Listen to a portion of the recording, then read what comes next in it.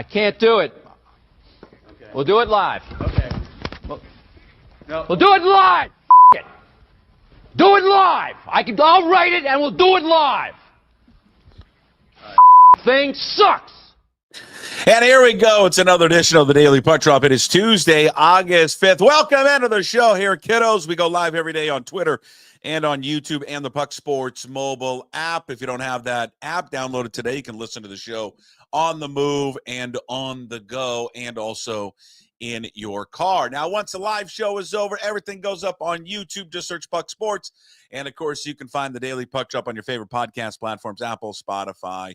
It does not matter. And, as always, everything up at pucksports.com, including at the very top, you can sign up to become a Puck's Posse member for as little as $5 a month to get a discount if you sign up for a year.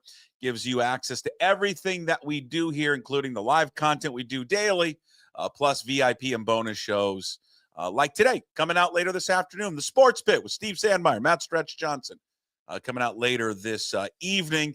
Also Thursdays with Mitch, KJ Arntz, our MLB Insider Show there with Ryan Davis. So we give you plenty. And today we're going to hand out our August winner.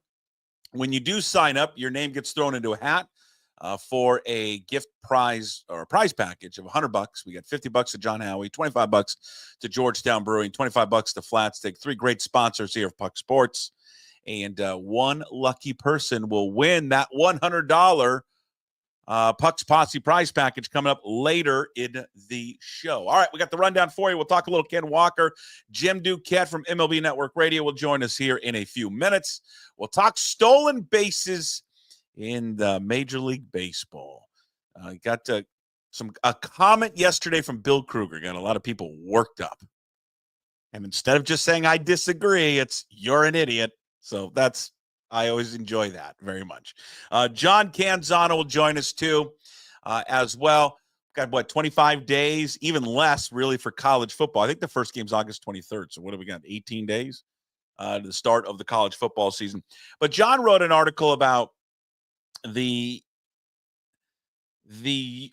how did he phrase it? ESPN-ification, I think, of sports media and of how we consume it now. It's a really, really good read. If you're not a subscriber to John, go sign up today, johncanzano.com, and go read his work and what he wrote about ESPN, because it was interesting. I was thinking about this very thing. It was in my head the other day about I don't really watch it anymore at all, ever.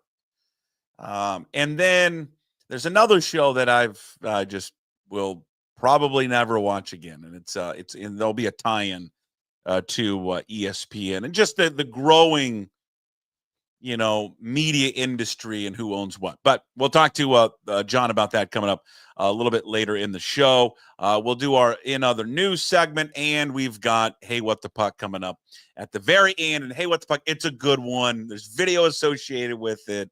Kind of tugs at the heartstrings a little bit there as well. All right. Daily Puck Drop again, live every day at 10 a.m. Tell all your friends, tell your family we're here. We give you choices at 10 a.m. And damn it, I hear you. You need choices. I see you. You do. We're broadcasting, as we always do, from the Limbach Lumber Studios. They offer free deliveries, everything from whole house packages to homeowner DIY projects. They've got the largest stock moldings in the Northwest. They've got old school service. Why? Because they've been doing it since 1930. Give them a call at 206-782-3487. Visit them online at limbachlumber.com. Great sponsors there of the Daily Puck Drop and pucksports.com. You can follow me on the world-renowned, always healthy social media channels, Puck Sports on Twitter, Instagram, and Blue Sky. Also on TikTok, Puck_sports. And you can find our video clips up on Facebook there as well. All right. Well, let's get into Ken Walker. I don't know what's going on with Ken Walker. Maybe it's nothing serious. Hopefully not. But again, we get into this situation with Walker, and I was thinking about this today, going through some of the training camp news and notes, and as the Seahawks season is gearing up, it's right around the corner. They're obviously in training camp mode right now. First preseason game coming up on Thursday, which is gonna be fun. I know it's just a preseason game. I know people bag on the preseason all the time. It's a waste of time. Get rid of all of it. I don't know. Maybe I'm a sicko. Maybe it's because you can bet on it. I like watching football. I enjoy football. I don't care if the starters don't play. I like watching the backups. It's fun for me. I enjoy preseason football. I mean, it's like I'm not going to sit there and chart every play and like live and die on everything, but I think it's cool. I can't wait to watch Thursday to see Jalen Milroe out there, to see Torrey Horton go out there, who's the talk of camp. Imawura, all these guys. There's Arroyo. There's a lot of young talent on this football team that I'm excited to go out and watch. Gray Zabel, if you're into offensive line porn, I want to watch Gray Zabel play. So, I know these guys aren't going to play a ton, but they're going to play some. I want to see what with Clint Kubiak and how the new offense looks. I want to see Robbie Oots get a handoff. I want a 22 belly dive. Can we get a fullback dive? We're going to have a fullback. Let's give him a fullback dive. You're not going to see Ken Walker. He missed his third straight practice yesterday with a sore foot. Is there reason for concern? Well, I don't know. Maybe not yet. But the concern, if you do have a concern with him, is that he's been banged up the last few years. And this is a huge year for Ken Walker.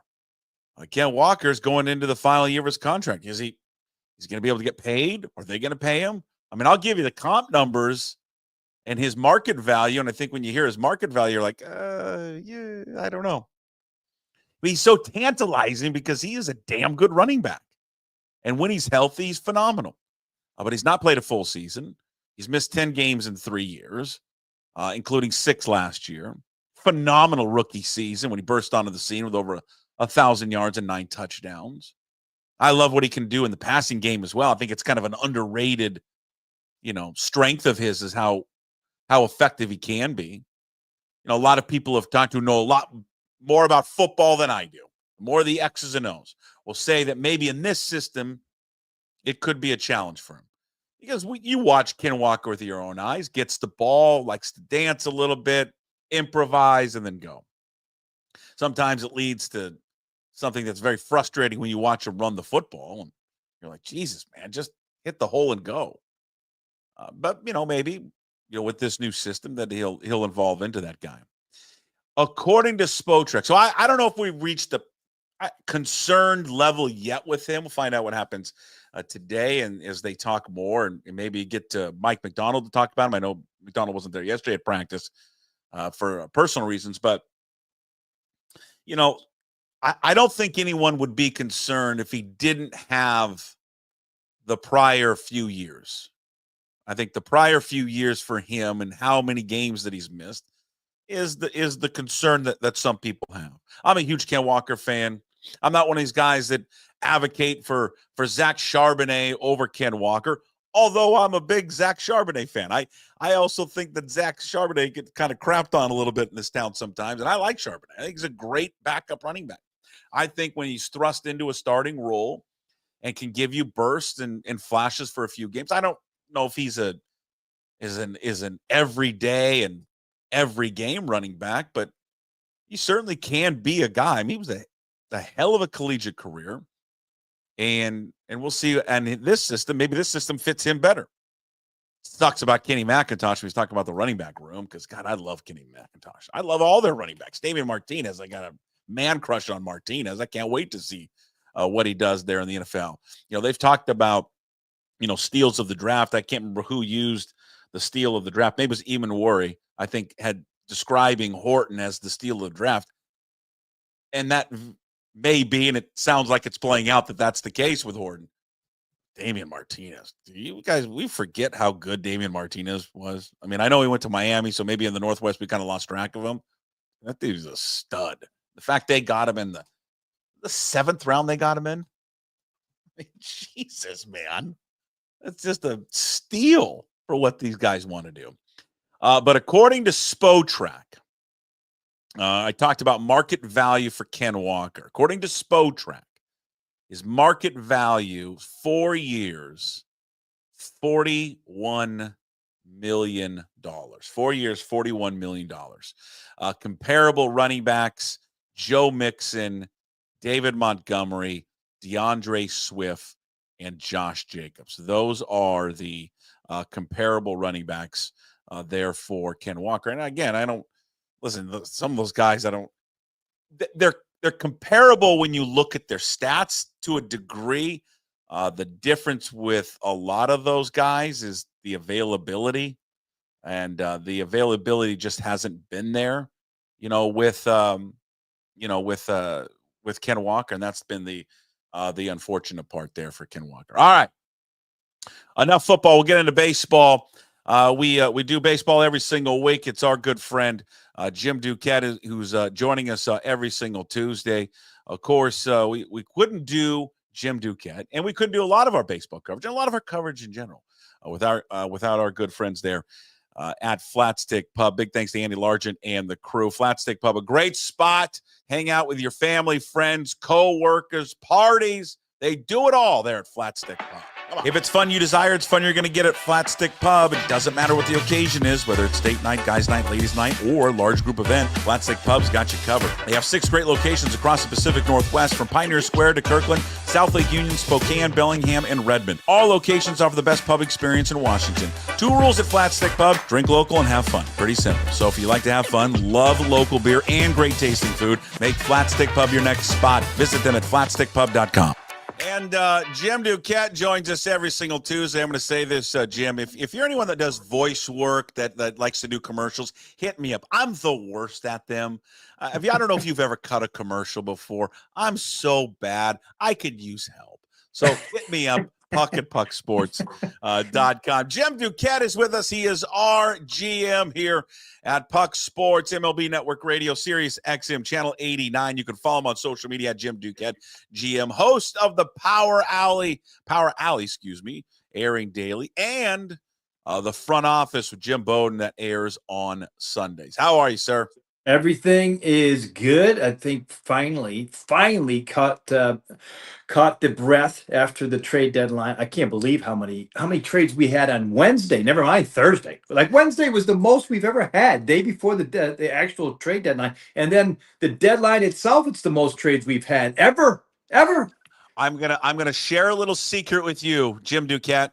So I was off last week, Wednesday, Thursday, because I was, it's a long story. People get a chuckle out of it. I was given free golf, so I took advantage of this free golf. And it happened on the deadline. And there was a flurry of trades. And now I'm mostly I'm pretty much 90% concentrated on what the Mariners are going to do. So I knew everything that they were up to. Obviously, I would hope I would. I'm looking through the box scores yesterday. And I'm looking, I'm sitting out there outside with my son. I'm like, God, look at Toronto. They beat the crap out of, I'm blanking who they played. 17 runs and they had 25 hits. Rockies, right? 17-1. I'm looking through their box score. I'm like, wait, Ty France plays for the Blue Jays now? So to your point, like there were so many trades. I missed that Ty France got moved to the Blue Jays. But you're right. This felt more active than ever before. Yeah, it was. I think and I don't know if there's in particular, well, I do think there's a particular reason why it was so active the day before. It was quiet, right? We talked about this last week, quiet leading up to, the final few days. A lot of times because teams hadn't chosen a route. There was a lot of teams that were on the fence, and all of a sudden the Giants, the Twins, to some degree the Guardians, Diamondbacks, they all like, okay, we're selling. We're jumping in, we're selling. And I think a part of that was knowing that it was a seller's market, that you could get more for what you were trying to move.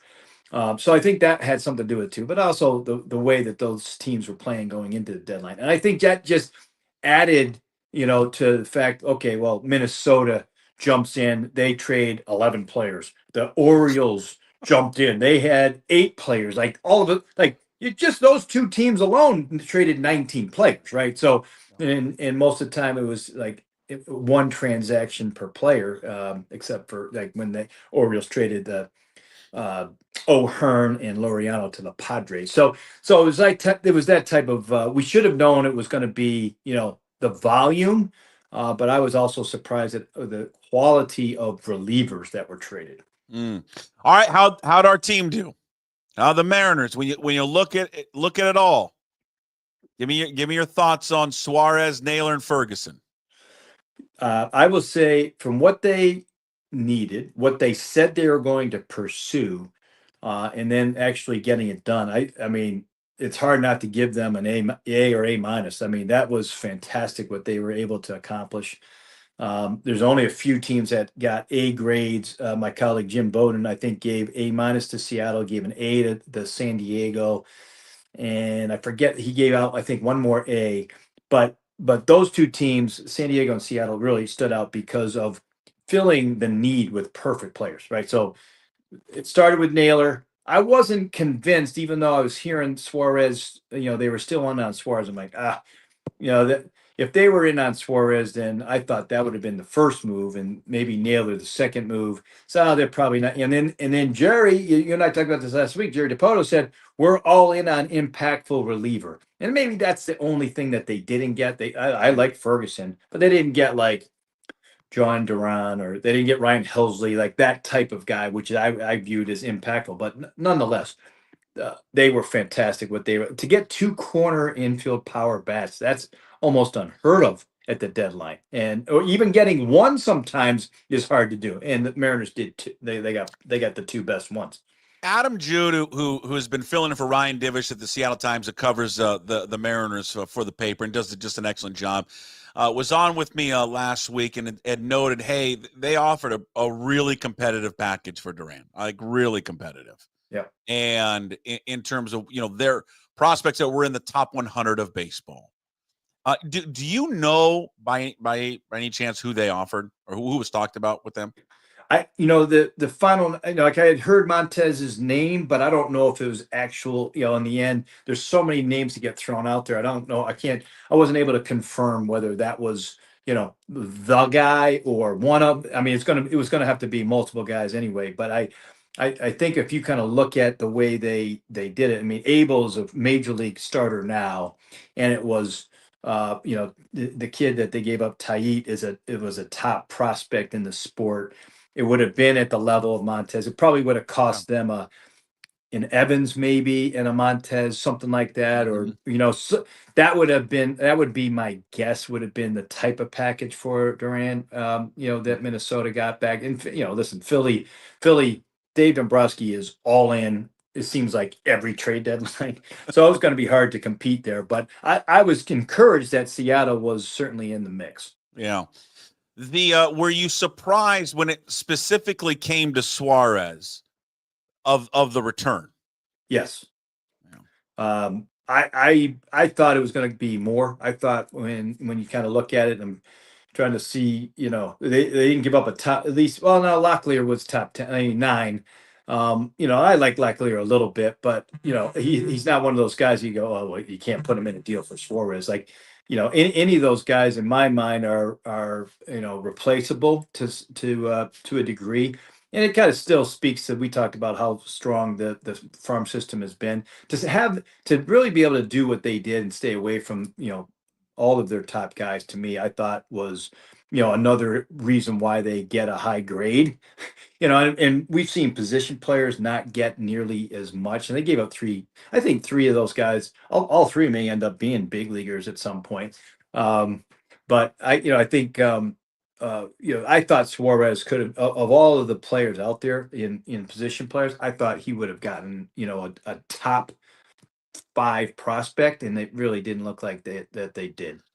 When it comes to someone like Josh Naylor and Suarez and Ferguson, now they're all three those guys that they have added. This vaults them where, Jim, in your opinion, in the American League now?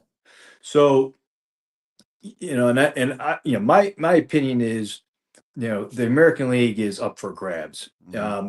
With the Mariners trades, that puts them towards the top. I mean, you still have to go win the division, or you still have to pass. But again, I'm not worried as much about winning the division, because we see plenty of teams as a wild card contender get to the World Series. But this separates them from a lot of the other American League teams in my mind. And obviously Texas and Houston, they made some major moves too. But you look at, like, I didn't think Detroit was all that memorable or notable rather. Certainly the Yankees were not all that great, and since then they've been struggling. Toronto, their best they got a good starting pitcher in Shane Bieber if he's healthy.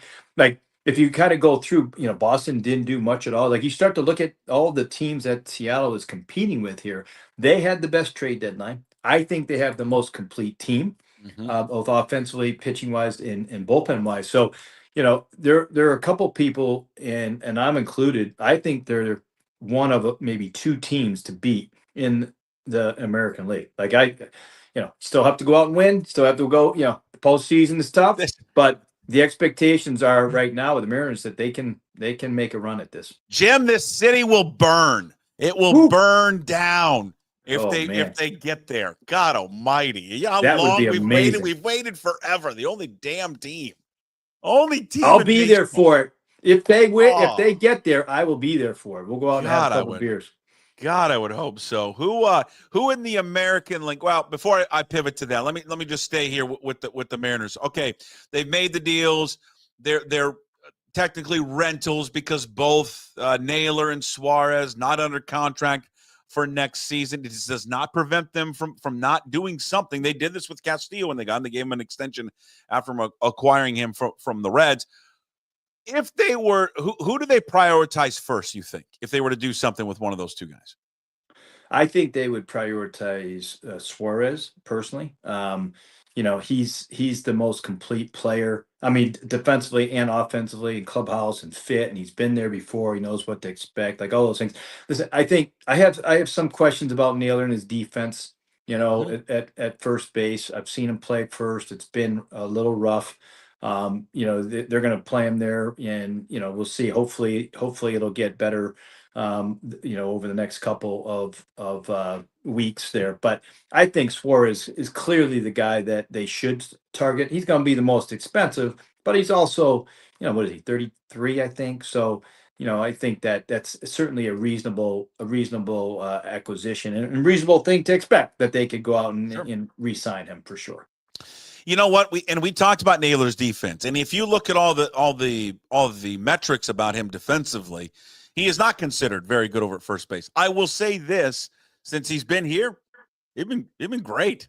Yeah, he's been great. He's made every play, and he is more athletic. He is faster than I thought. He's got 5 stolen bases already with him. It's amazing. Incredible, right? Yeah.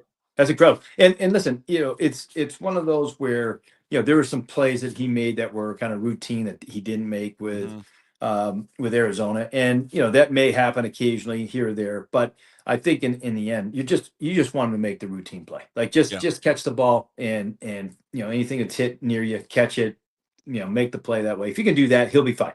And I think I honestly think there's more on the power side left with him.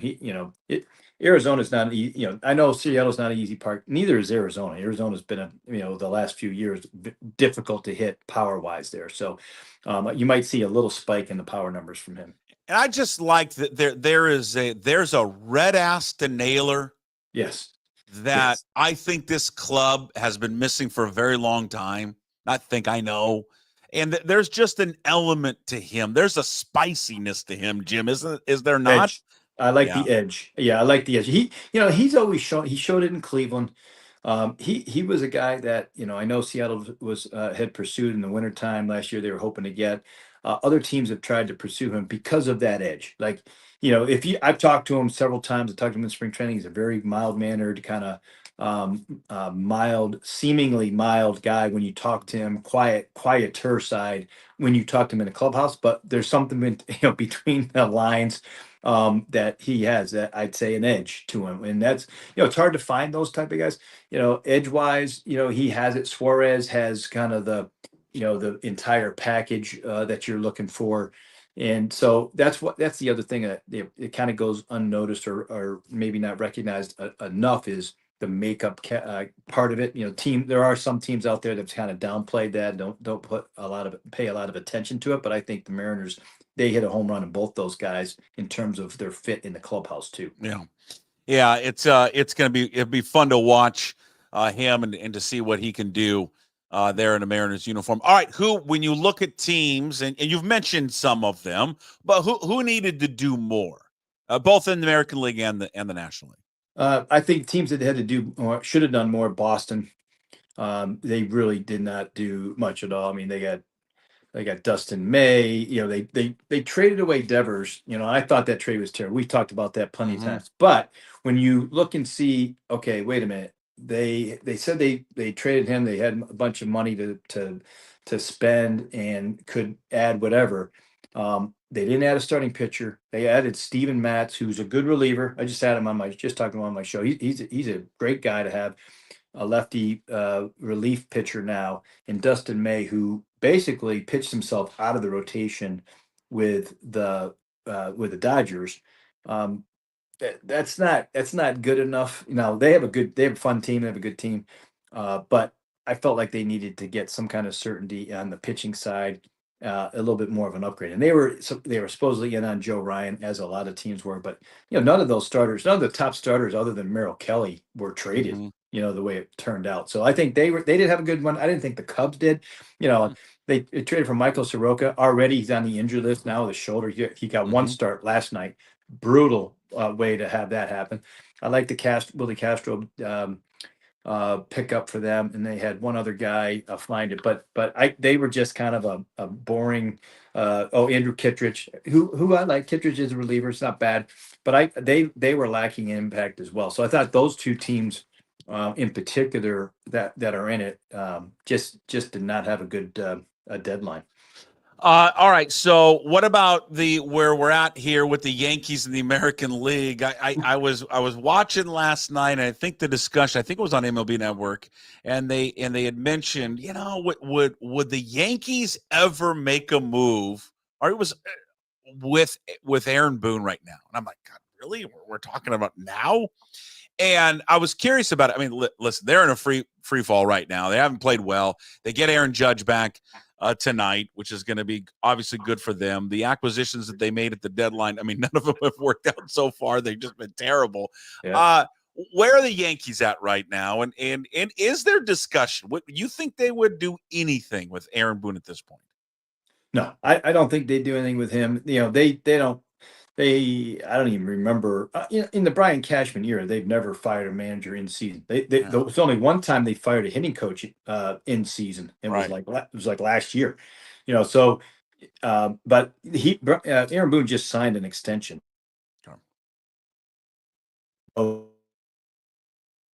With all of that being said, they're in the mix still. They're what are they second in the wild card, I think.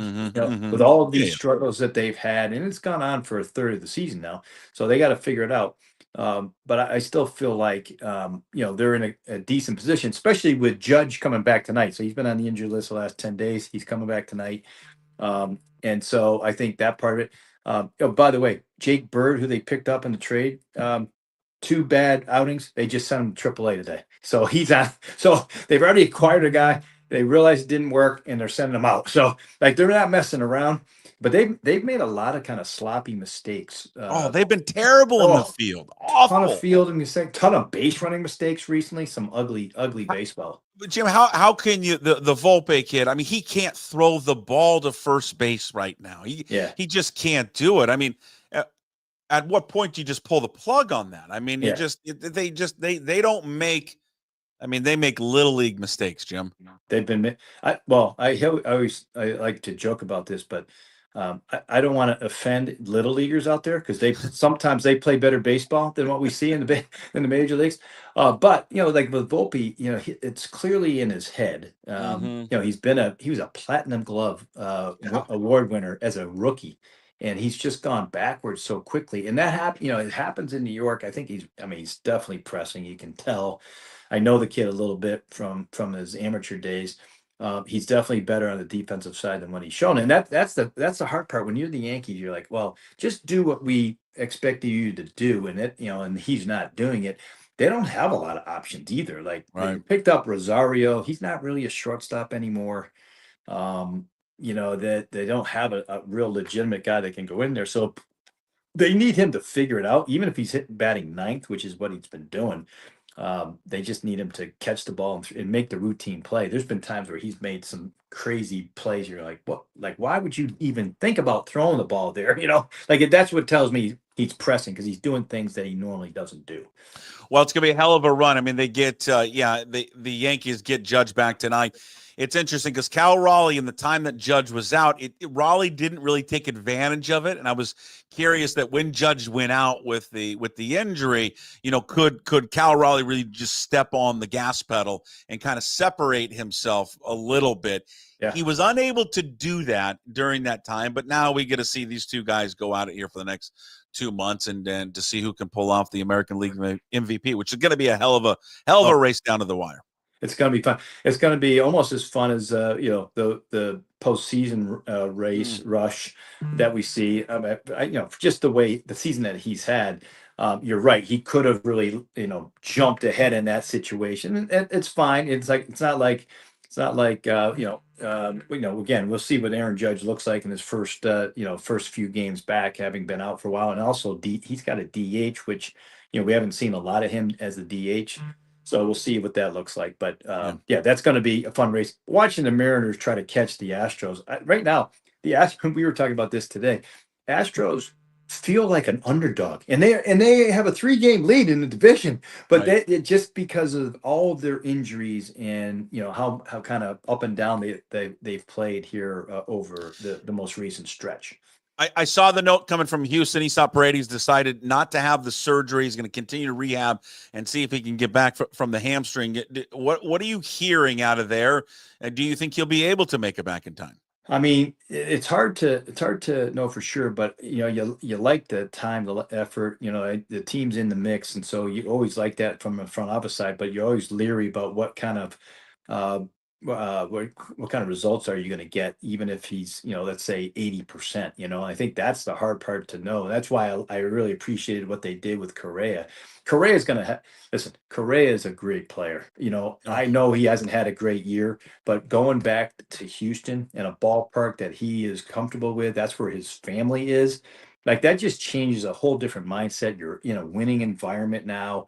I just think that's going to end up being a good one. So, I think they'll be careful with Paredes when he comes back. Mm-hmm. But I think, in the end, even if he's just a DH for them or sometime hitter, they need better players because all of their good ones have been on the injury list for so long. What's the word on Alvarez's return? He's coming. We talked to Dana Brown, their GM, recently. He was talking about how they had diagnosed what the issue was. They saw there was a fracture there. He's slowly coming back. They're being very, very careful, but it sounds like he's going to come back here in the next couple of weeks, maybe sooner. So that's kind of interesting to see what that looks like. We know what kind of hitter he is when he's, at least in the early going with the timing aspect of it. Okay. All right, Jim, thanks as always. Always appreciate your insight. You can listen to Jim daily, MLB Network Radio, Sirius XM Channel 89, host of the Power Alley. I am having a real hard time saying Power Alley. Why? It doesn't I don't know off why. The tongue. Yeah, the R's and the L's. Alley. Power Alley. And of course, the front office Sundays with Jim Bowden. Jesus, I should have stuck. Well, it's bourbon in this cup right here. You can also follow Jim on social media, Jim Duquette, GM. You're the best. We'll see you next week. All right, talk next week. See ya. There he is.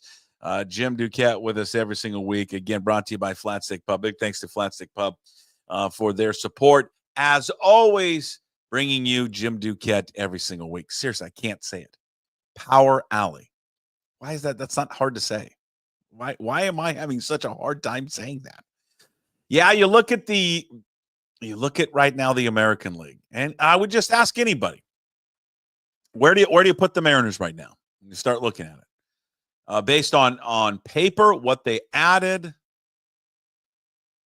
how they've played on the field. I mean, I know they trail Houston by 3 games. So I guess at this point you can say, listen, you can't say, can you say that they're better than Houston even though they're the 3 games back? I mean, I think if they were in a series, a 5-game series, Seattle would win that series. But right now they got to chase them. They've got to capture the Astros. This cannot be about the wild card. And I know it's just get in. You hear that a few years ago, yes, but and no one's going to be disappointed if they just get in the wild card. But what they added at the deadline, what happened to Houston this year? If they don't win the division, it will be a disappointment. And we can acknowledge that, can we not? Even you diehard Mariner fans, we're just drinking all the Kool-Aid. You can just say it's a disappointment if they don't win the division this year. That's fine to say that because it would be. The Houston Astros have opened up the door for them to run through. So 3 games back, they got 1 more series remaining. But I don't know. You saw the Tigers in town, and then they went to Detroit. You think Tigers are that head and shoulders better than this team? No. The Blue Jays? No. Certainly not the Red Sox. The Yankees? No. I mean, it's crazy to think where they're at right now. But, yeah, this is, and I think we talked about this yesterday, this is their best chance right now to go out and win the whole damn thing. Win the American League West, keep moving up the standings, and then represent the American League in the World Series. Since Jerry DiPoto has taken over this job, simply the best chances that they have right now. The roster's good, but it's also what everything else in the American League. It's a down year for the American League, and whatever, take advantage of it. I don't care. No one's going to look back and say, "Well, it was a down year," and the only way they won the American League. Well, no one's going to care when you're sitting there watching the World Series. So it's going to be a real fun next few months. If you came into that segment midway through, Jim Duquette will be a podcast later, along with the Daily Puck Drop coming up after the show, usually around 12 o'clock, both on all podcast platforms and on YouTube. John Canzano coming up momentarily. We'll talk to Canzano all things college football and a story that he wrote about the ESPN and the future of sports media and sports television. But yesterday we had our good friend William Krueger. Guy has spent 13 years in Major League Baseball. He's one of my favorite people in the world to talk to. Of course, a great voice in this market, many, many years covering the Mariners for Root Sports. He's now host of a podcast called the Old School Baseball podcast. You can follow him on social media, Old School Baseball MLB. And he was on with us yesterday, as he always is. And we were talking about Julio Rodriguez. Now, there's like 40 seconds of praise for Julio, and then there's a small soundbite where just offers an opinion that some people grabbed onto and got all upset about. But I was curious about it because I think there's some truth to what he said. Well, you can decide whether or not if you think he's taking away from Julio Rodriguez. He was a prodigy, 21 years old, came on the scene. It's a lightning bolt, a big, strong, fast, electric player, and had an enormously fast start for a young player. And then, he's gone through a little bit of learning curve. And the enormity of expectations and the fact that, as you get in the league a little longer, they figure you out and they prey on you and they pick on you. And, when you set the bar so high, it's a challenge to get there. I would say this, that his attitude has been exemplary. He comes to play every day, runs balls out hard. Defense matters. He's a very consummate team player. I think there's just an awful lot there to sort of say, wow, we are so lucky to have a Julio Rodriguez. And I don't want to poo-poo stats. Stats are great. But, when Bonds stole 20 bases 5 straight years, or when Strawberry did it, we actually held runners on. Again, so it's like a 55-second clip. And this is what I love about just social media in general. It's a 55-second clip. There was people that responded now have since deleted tweets, which I find funny. Like, you just stand by it. Stand by what you said. I mean, who cares? You're critical of him and you're name-calling Bill Krueger, which is the irony of the person name-calling Bill Krueger was this was a guy who got upset about people going after him. which we on this show supported. Not supported him going after him, supported him. But then you turn around and you do it to somebody that's a guest on our show, which is, I just find the irony so rich and thick in that. Why can't we just say, hey, I disagree with what he said and move on? And calling him a boomer. And then because the kind of that what you're saying is he's old and out of touch. This is a guy that busted his ass in baseball for 13 years and knows a hell of a lot about the sport, more than a lot of people on here listening and watching, including myself. Do I always agree with Bill Krueger? No, I don't always agree with anyone, nor should you. I don't want to just be blind, loyal to somebody in their opinion. I know a lot of people that disagree with Bill, and that's fine. But when you go and have 45 seconds of something that is just completely praising the guy, and he loves Julio, but he has been critical of Julio, and I don't see critical of demeaning to Julio, but just pointing out, hey, listen, yes,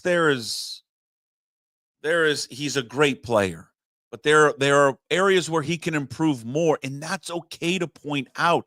What I find funny sometimes around here is if you just point out, hey, I think there's some areas he can improve in, people get very, very defensive about it. There is nothing in the world to look, you don't look past what he's put together in those first 4 years. It's a hell of an accomplishment. Bobby Witt Jr. is close to doing it. I don't know how many home runs he's away from doing, 3 or 4 or something like that. And so he's going to be the next one. To join the club that he did with Bobby Bonds and Darryl Strawberry is amazing. And he's going to look back on that. We should all look back on that and praise the career that he has had to this point. He started off that rookie season, and he and Bill said it there, where he raised his play so much that there's this expectation that he was going to maintain that and even get better. Listen, he's dipped a little bit, and it was even something. And again, if you disagree with that, fine. But this is the same thing that Ron Darling said the other day. Ron Darling is another, like Bill, longtime person in Major League Baseball, trusted voice. He is in the booth of the New York Mets on TV, which is regarded as the best booth in baseball. The guy has got a pedigree and some experience in covering the sport. Okay, he does. And they were talking just exactly the same thing that Bill brought up. Same thing. Amazing accomplishment. And I think I brought this up on Monday with Jim. And he said, but he leaves you wanting more. And his point was that he should be a top 3 player in the game. There's nothing stopping him from being a top 3 player in the game. And I agree with that. He's got it all. Speed, power, likability. I mean, he's the total package. I think people are still waiting for that. But in this day and age, when you just disagree with someone's opinion on something, how about you just say, I disagree. Just disagree and move on. But the numbers when Bill was talking about stolen bases, I mean, he is correct. We all watch baseball. We know what the changes they've made in baseball in the last few years. It helps you to steal more bases. Like if you don't think that, then you just want to bury your head in the sand. The bases are bigger, which makes the base pass shorter by like 4.5, 5 inches. Okay. You can't throw over anymore, barely.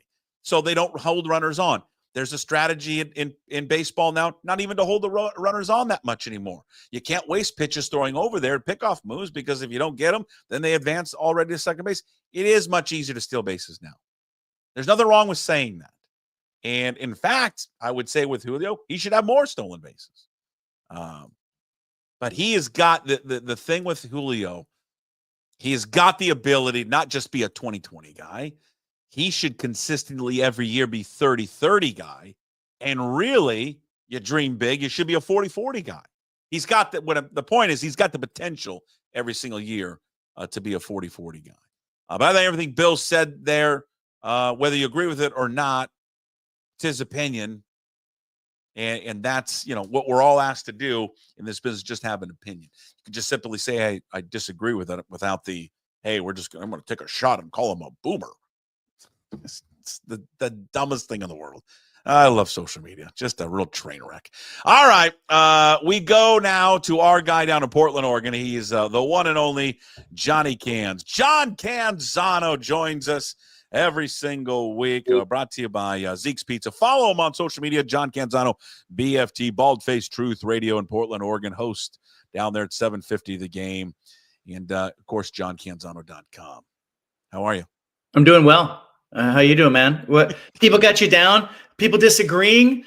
People aren't getting along on social media? What's going on out there? I just don't, someone, you get this little viral clip and someone takes 5 seconds out of a viral clip and it's, now we got to resort to, name calling of, well, it's just so stupid, rather than just saying, I disagree with that, but okay. That's their opinion. Well, let's move on. Yeah. The attention span of the public has been shortened. Like we're like a bunch of gnats. So all you can do is take a 5 or 7 second thing or 30 seconds at most. And we can't have a conversation anymore. And then we all want to react like we know the person's entire position. But that's social media. I kind of wonder, like, we're on social media right now, Puck. So I think we have a duty and an obligation to give people a deeper dive and a more intelligent, thoughtful, thorough experience. Yeah. It's because it's not like I dislike Twitter and social media in general. I like it. I think it's fun. Yeah. There's a lot of funny ass people out on social media that I get a good chuckle out of. That I go, that's really creative. That's funny. And I love the engagement, especially with sports. Yeah. I mean, it's the aggregate sourcing of sports news that I get from Twitter. It's great. Yeah. Without it, I really couldn't do my job. I mean, there's so much information there, and I don't go into the deep dive of the vitriol that social media has. I tried to avoid years ago, stop engaging with people that simply just wanted to argue, and I had to stop. Do you block people? Are you a blocker? I was, and then I stopped doing it. I may have some people blocked. I'll mute them. I like the mute feature. Mute is effective because they're just shouting into an abyss after that. They don't even know that you can't see them or hear them. But I do block if you have been especially, aggressive or out there. I will block you. But once a year I go in, Puck, and I call it Amnesty Day, and I set them all free. I just set them all free. It's like you're opening the gates of the maximum security prison on social media. And you just let them run out of the gates. And usually some of them get blocked immediately, but I get some others who reach out to me and send me a note and go, hey, I was kind of a jackass. Yeah. Thank you for unblocking me. Hey, we all make mistakes. Yeah. It happens. There's nothing wrong with it. Well, it's a perfect segue into this was just a fascinating article that you wrote at JohnCanzano.com. In fact, I was just thinking about this because I was scrolling through my television the other night, and I just wanted to watch some highlights, and I flipped over to ESPN. Yeah, and there was no highlights of anything, and it was just they're doing their 50 states and 50 days thing, and then it was, we're going to yell about the quarterback situation with the Cowboys again. And I'm like, what happened to this network? Yeah. Because you want to know why. MLB Network, for some reason, I usually watch Quick Pitch every night. Are you aware of what Quick Pitch is? I've seen it. Right. Yeah. All right. So I usually watch it. It wasn't on for some reason. So I was like, well, I want to watch baseball highlights, and I'll go to Sports Center. They don't show any baseball highlights. I think they showed one in the time I was watching. It was a Yankees game. But it was more of these features and then this discussing Dak Prescott. Yeah. And I was like, what happened to this channel that used to be my number one stop? Every single day was ESPN. And you wrote about that this week, and you brought up some just great points about where the network is now and perhaps where is it going in the future? Well, if you look back, it's founded in 1979, and this guy named Bill Rasmussen founds ESPN because he got fired, by the way. He was a play-by-play broadcaster of this team that was playing in Hartford, Connecticut, and the Whalers. and he also liked UConn. And so he approached RCA, which had one of the first satellite transponders that were out there 23,000 feet above Earth, hovering over Hawaii. And he approaches RCA and says, "Hey, I want to broadcast Whalers games and UConn games. Can I buy some satellite time?" And they said, "You can get the whole country for about $1 million." And so his wheels got turning, and he thought, "I don't have $1 million, but that would be a really good idea, an all sports network." And so he approached Getty Oil, and they did have the $1 million. And he said, "Look, I'll give you 85% of the company." They did. They took on some other investors. So Rasmussen eventually, by the way, he got forced out of the company 4 days into after it was incorporated. But ESPN is launched in 1979. Colorado and Oregon play the very first football game. They had karate on. They had softball games on. They had everything, weightlifting. They used to put on people doing exercise classes. They were just filling time on ESPN, but it eventually got into a kind of a sweet spot with Outside the Lines and Sports Center and the college game day shows. I loved ESPN like I loved MTV, but we all know what happened to MTV. The same damn thing happened. Corporate America got a hold of it. ABC bought ESPN, then Disney got ESPN, and ESPN looks nothing like what it used to look like. And now it has turned into this propaganda machine that, you're right, sits around and says, okay, what are the major brands? The Dallas Cowboys, the Patriots, the Yankees, the Red Sox, the Dodgers. Okay, what are the big markets? New York, LA, Chicago, Boston. And by the way, which properties do we own? The SEC. We've got broadcast rights in the SEC, the NFL. And they just shovel coal, and they shovel us these Caitlin Clark hysteria and Jeremy Lin hysteria and Tim Tebow. And what does Bronny James think about Luka's contract? Who cares about what Bronny James thinks about what Luka's contract? Nobody cares about that, except they know, hey, that moves the needle because we're now programming to the lowest common denominator. They're not giving you highlights, Puck. They're giving you arguments. They're giving you shouting matches. They're giving you shoulder programming that is propaganda. They are owning more and more of the events. They own a number of college football bowl games. I think at one point they had 17 or more. They're now in cahoots with the NFL, 10% stake in ESPN, this new deal that's coming out. How are they going to cover the NFL? They're not. They're just going to tell us how great the NFL is and how much you need to watch the games when they're on ESPN because they have the best games, and how great the SEC is. It is a shadow of what it used to be. It's sad to me. MTV and ESPN walking hand in hand in this one, but there has been a downfall. There's been an ESPNification of the sports ecosystem, and it makes stuff like what you're doing here, like a deep dive and a real conversation, really stand out because it's the stuff that really matters, and it's the stuff people should be paying attention to, but instead they're just getting propaganda.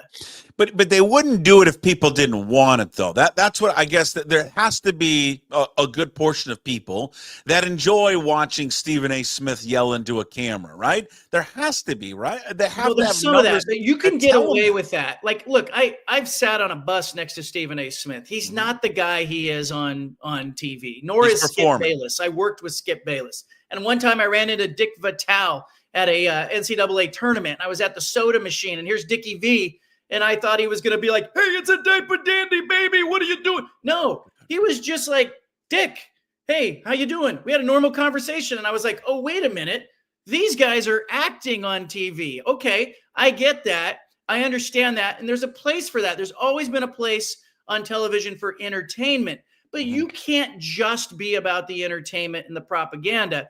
The stuff that balanced it for me over the years was like Outside the Lines, College Game Day, Tom Rinaldi's great pieces, great reporting.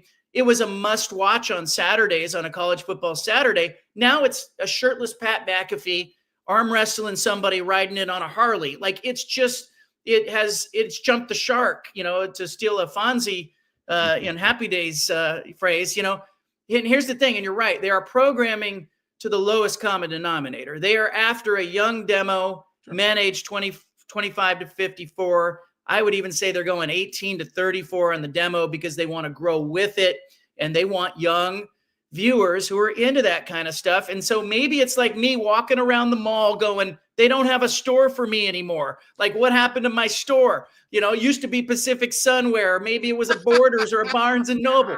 What happened to my store, Puck? There's nothing for me there anymore. What's the one with all the gadgets? Was that Spencer's? Was that the one that had all like the I know what you're talking about. Gadgets right at the mall? I know what you're talking about. It was Spencer's, and then I'm going to go get a Cinnabon and then Sabero pizza. You could go in and fly like a mini helicopter in that gadget store. Yeah, they had like cool chairs you could sit in, and well, it just I don't.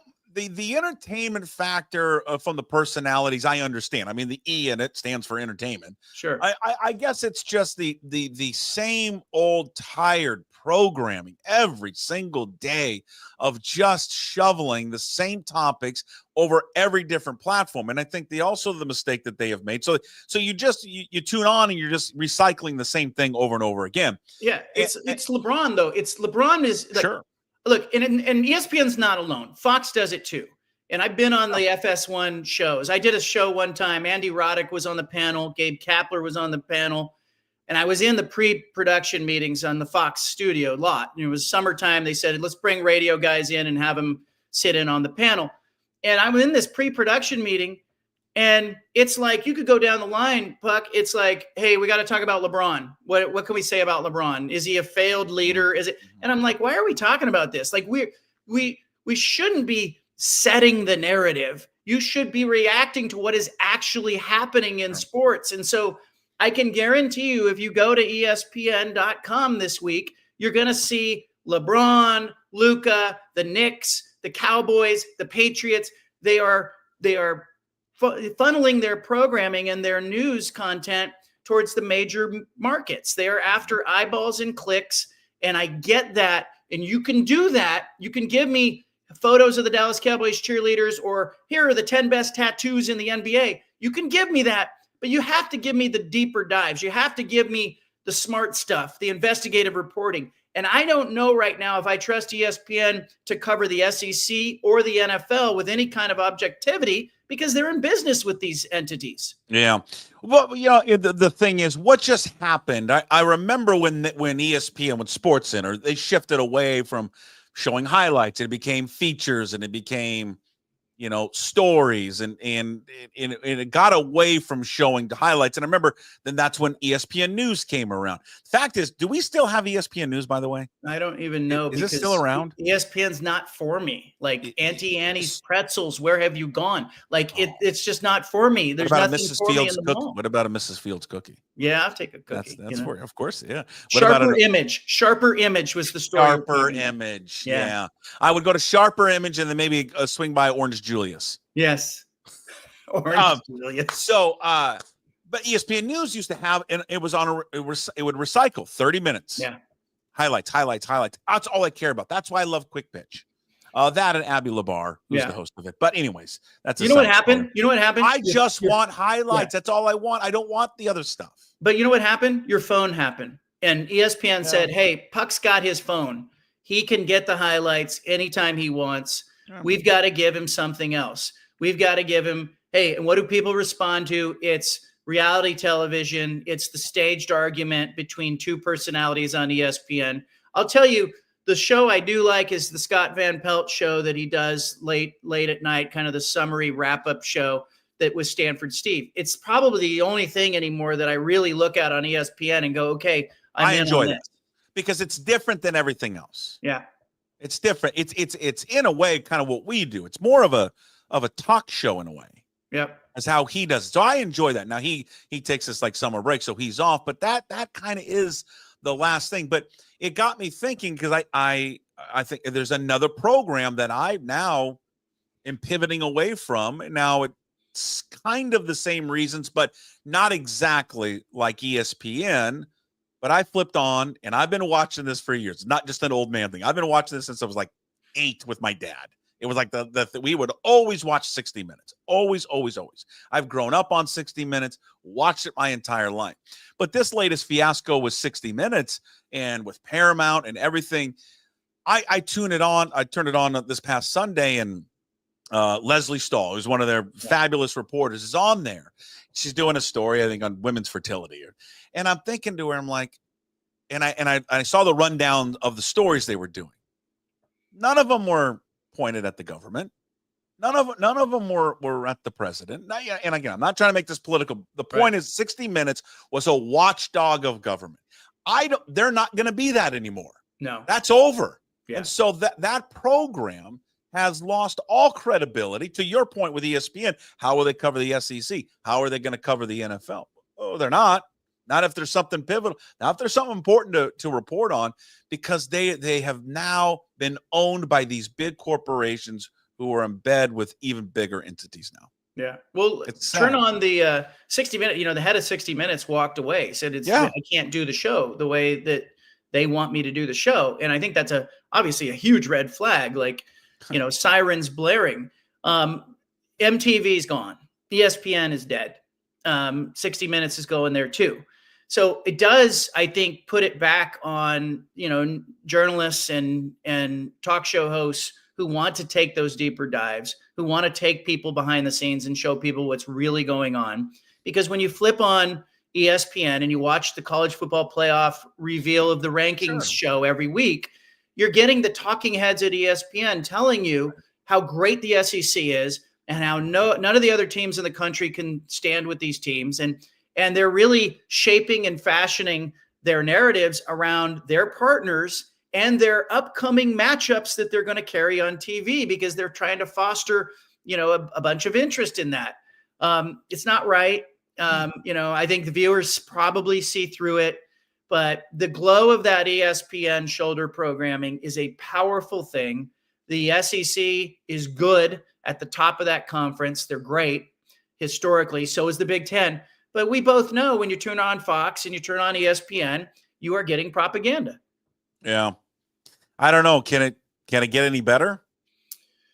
I think that there has to be some pushback. But I get, I understand what ESPN's doing and what the NFL is doing. The NFL has given ESPN 7 more games. They're giving them the red zone. They're giving them their fantasy football operation. In exchange, they're getting a 10% stake in the network. That's worth billions of dollars, Puck.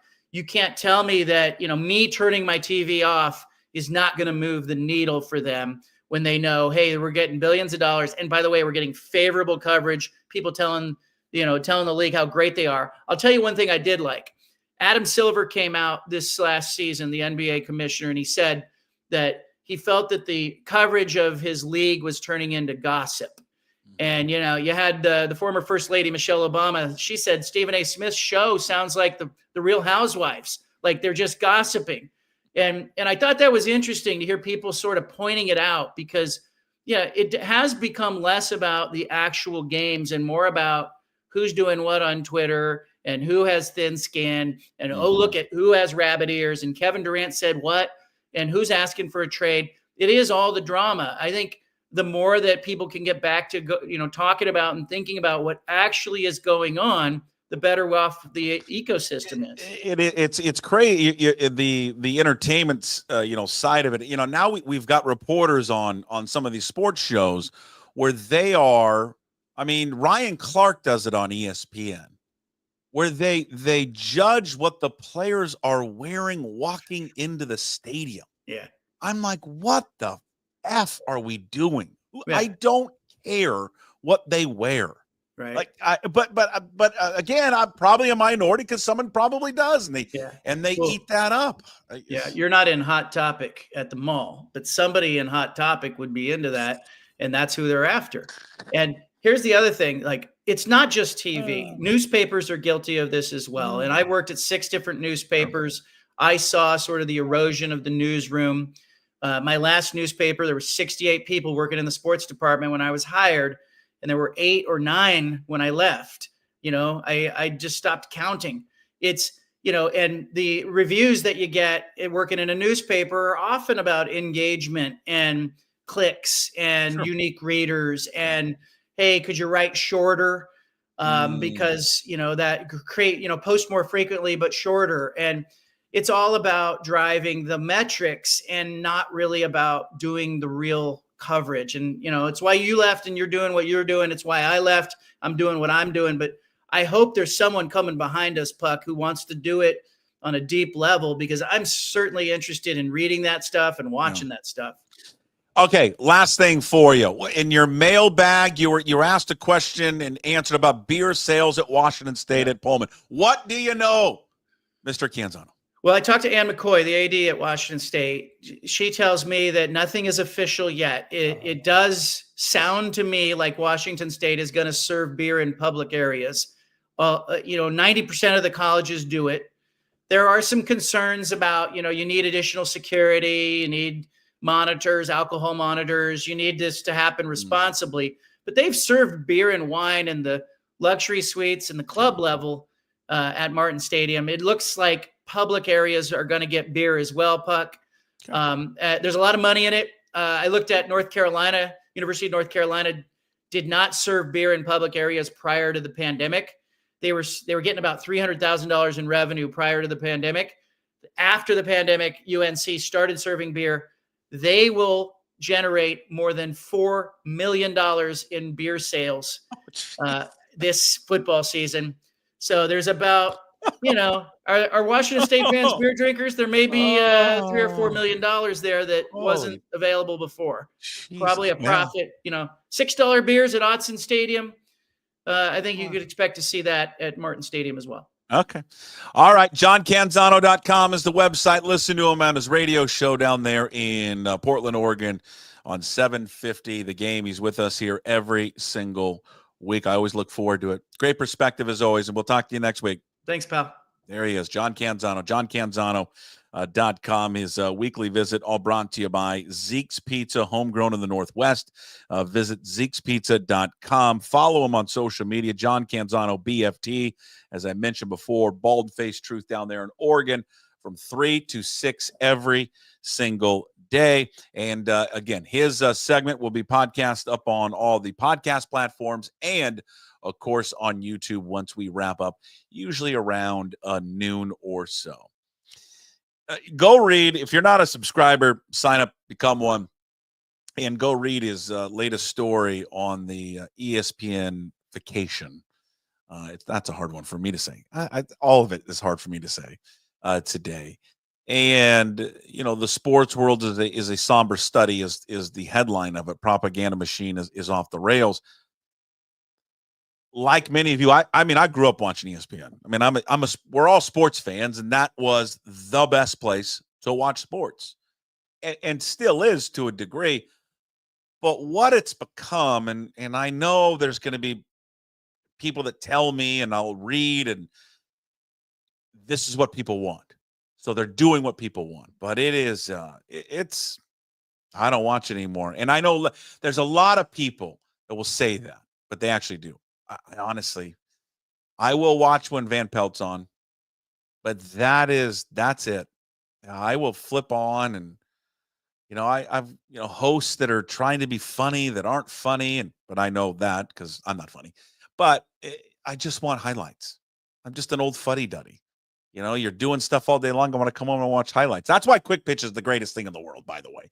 Like, I don't know why every other league does not copy what they do. NFL Network with Chris Rose, a little bit, but not as good as Quick Pitch. Just no one does it better than them. No one. How they splice it up. And even the NFL Network, and maybe with ESPN taking over, maybe they'll learn something from these guys.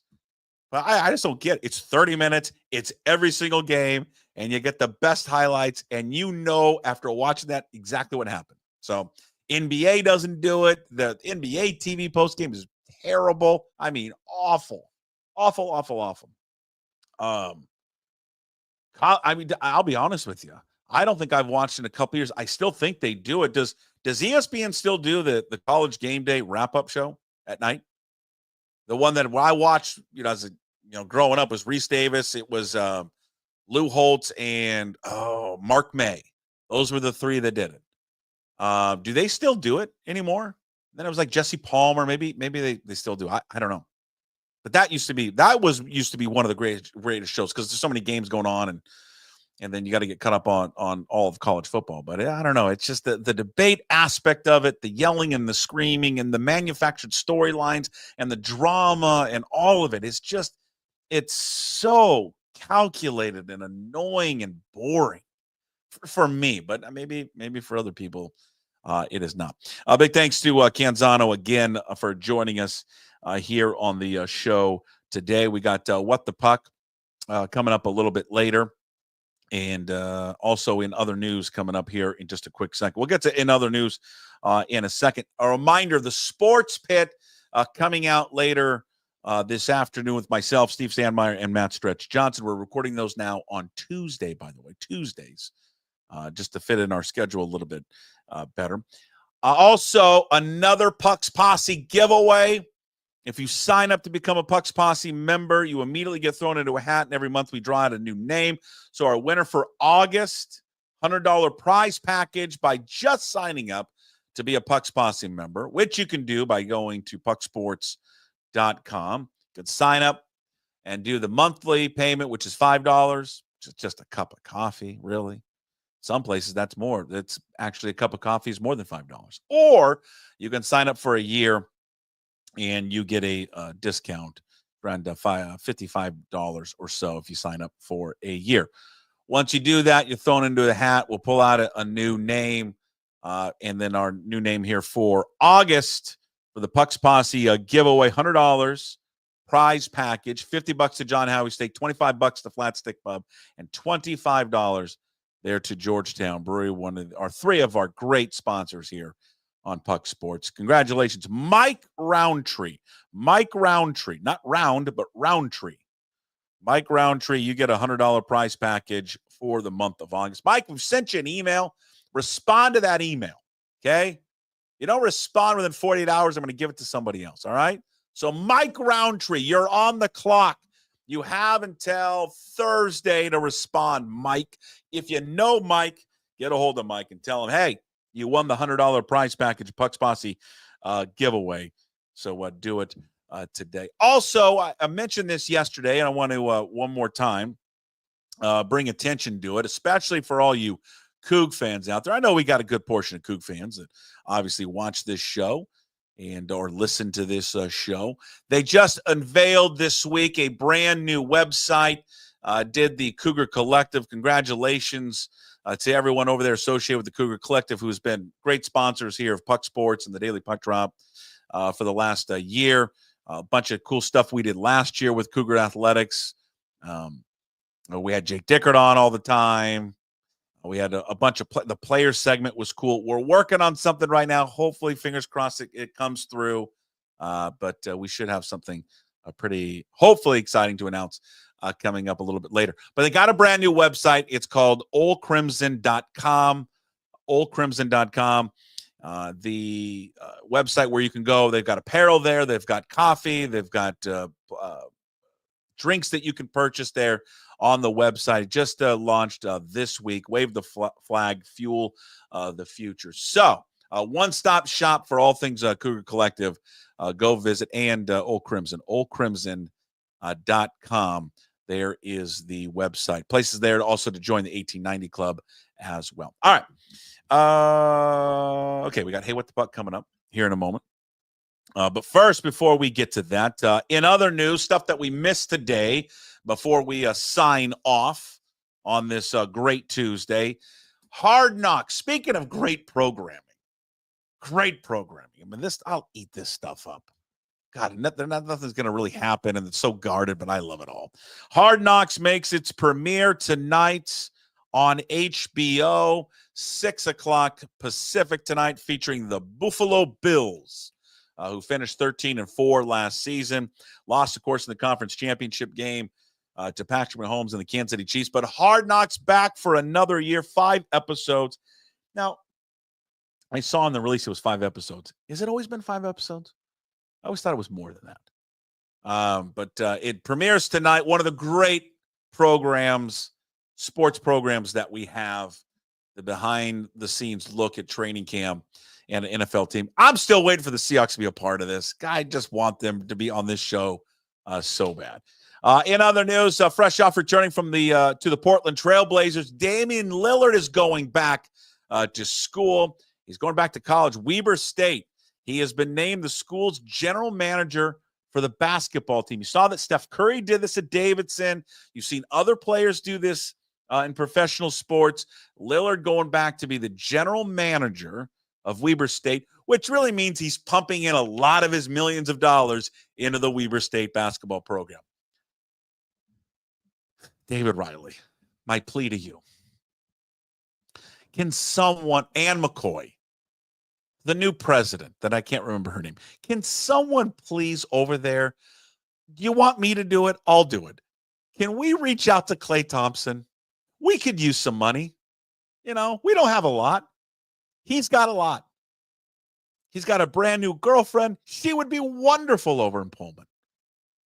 Can someone please reach out to Klay Thompson, mend the fences? I hear they've been broken a little bit, a little damaged. Can we mend the fences? He's like our most high-profile alum athlete ever.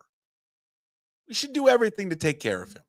Can we get him to be our general manager for our basketball program, please? Can we please do that? Over to baseball and other news. The Yankees in a free fall. Aaron Judge returns to the lineup tonight. He hasn't played since July 25th. Team is 4-7 in that stretch.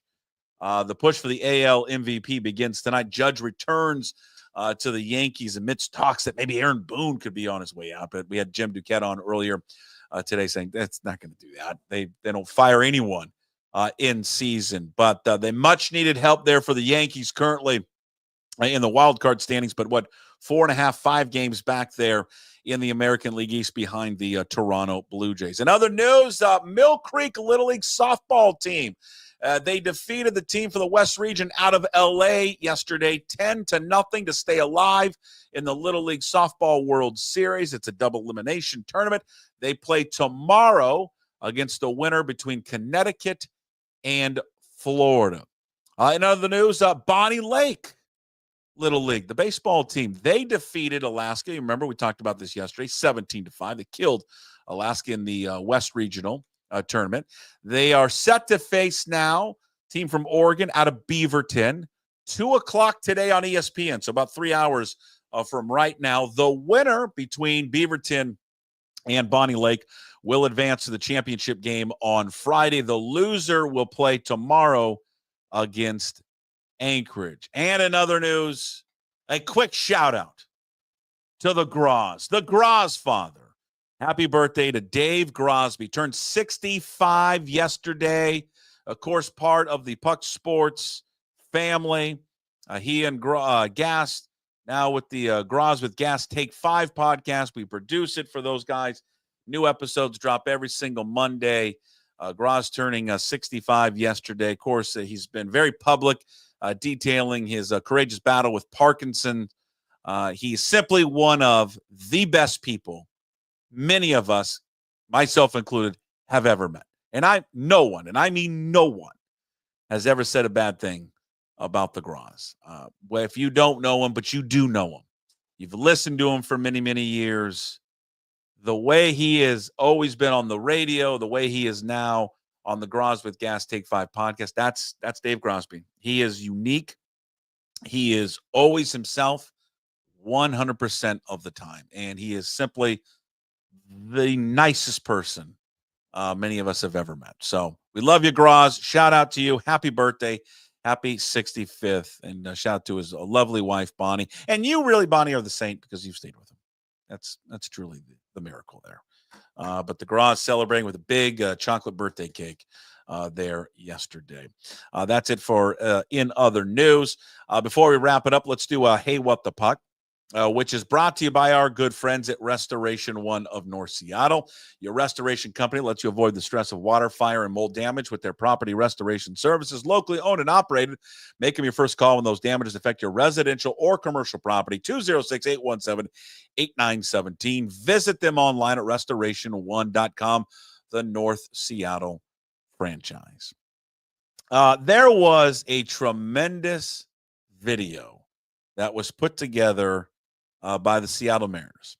Seattle Mariners did this. I came across it yesterday from their player development Twitter handle. And we know about all the guys, the Kate Andersons of the world who they drafted number 1 or first round, 3rd overall pick. Mariners did a video detailing some of the other draft picks that they had later and showing videos of family members celebrating with them at their parties. You get choked up a little bit watching this. You don't really have a pulse. For those just listening, I'll describe it for you. They have videos of 3 different individuals taking phone calls, announcing they've been selected by the Seattle Mariners. It's one of the best videos, one of the best things that their social media marketing arm has done there with the Mariners. Really cool. Of the 2025 MLB draft, the Seattle Mariners select Griffin.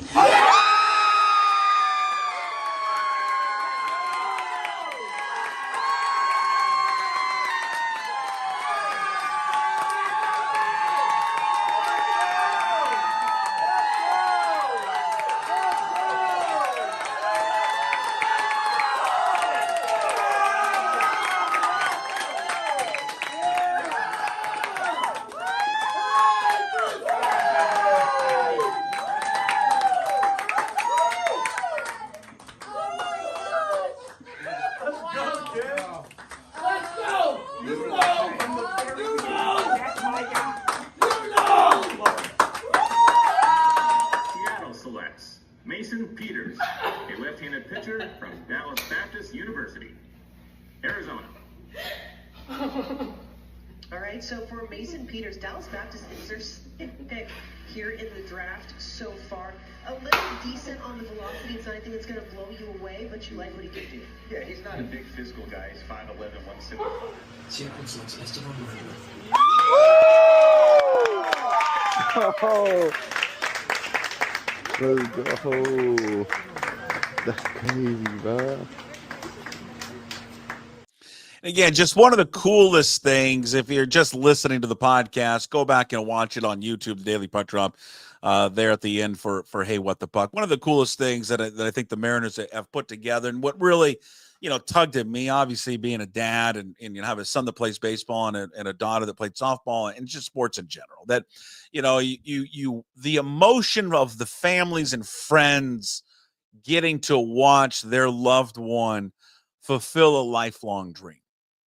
Was just sensational. I mean, there's nothing better than I think watching kids and families realize, an amazing dream come true. I mean, it's not over. It's not done for them. But you think of the amount of hard work that these kids, these boys and girls, men and women have done throughout their lives to get this opportunity to continue to what they do, what they love to do, and do that professionally. Is just great to watch. I mean, so much effort put in to make that happen. The sacrifices that they make daily, just to achieve the dream to be a baseball player. The emotion, I think, especially of the young man that was drafted at Dallas Baptist University. I mean, just in tears, right away in tears. And because you can just imagine the late nights, maybe the self-doubt, the perseverance, some of them injuries, to push through that and to then hear your name called. What a great feeling. And what a great job by the Mariners of putting that together and sharing it. Just a real inspirational video. You go again, if you're listening to on the podcast, go back and watch it later on YouTube when you get a second. That's Hey, What the Puck, brought to you by Restoration One of North Seattle. Your restoration company lets you avoid the stress of water, fire, mold damage with their property restoration services. Locally owned and operated. Make them your first call when those damages do affect your residential or commercial property. 206-817-8917. Visit them online at restoration1.com, North Seattle franchise. Well, thank you for watching and listening today. Thank you to all our sponsors, Limback Lumber, Zeke's Pizza, Georgetown Brewery, is always their continued support. Appreciate it as well. Please, the Tavern Beer has been out for a while, but it is damn good. Tavern Beer is a phenomenal, easy drinking beer. We used to have it here, but, That company doesn't make it here anymore, but they do because they're local, Georgetown. So go check it out at georgetownbeer.com. And, of course, Restoration One. You can find today's Daily Puck Drop up on YouTube. Please subscribe to the channel when you're there. Also find the Daily Puck Drop on your favorite podcast platforms and up at pucksports.com. When you're at pucksports.com, sign up, become a member of the Pucks Posse. $5 a month. You support all the free content and VIP and exclusive shows as well that you get with being a Pucks Posse member. You're going to love it. Well, football season is coming up. We've got hammer guests starting in the football season here in about a month from now. So you want to get in right now and get in on the membership. But right now you still get the sports bit that's coming out later today with myself, Steve Sandmeyer, and Matt Stretch Johnson. Also our MLB Insiders show with Ryan Divish, who's back on the beat covering the team now, and KJ Arntz with Mitch Levy, Mitch Unfiltered podcast. Go subscribe to his podcast if you haven't done so as well yet. New episodes with Mitch come out on Thursday. And as I mentioned before, we now produce the Groz with Gas Take 5 podcast, where you can find on YouTube and all podcast platforms. All right. Enjoyed the show today. Hopefully everyone loved it. Go back and listen and watch all the stuff there with Jim Duquette also and John Canzano. Appreciate those guys jumping on every single week there with us here on the Daily Punch Drop. We'll talk to you tomorrow, Wednesday edition. Jim Moore, the go-to guy, will be back, and we'll catch up with Ryan Divish and give you a little portion of the sports bit coming up on tomorrow's Daily Punch Drop. We'll talk to you at 10. Until then, as always, promise to be better. No shoes, no dice. Would anybody like to smoke some pot? Yeah. I was born to love you. I was born to lick your face. I was born to rub you. But you were born to rub me first. What do you need my address for? We'd like to send out a mailer. Mother of mercy, I don't speak Japanese!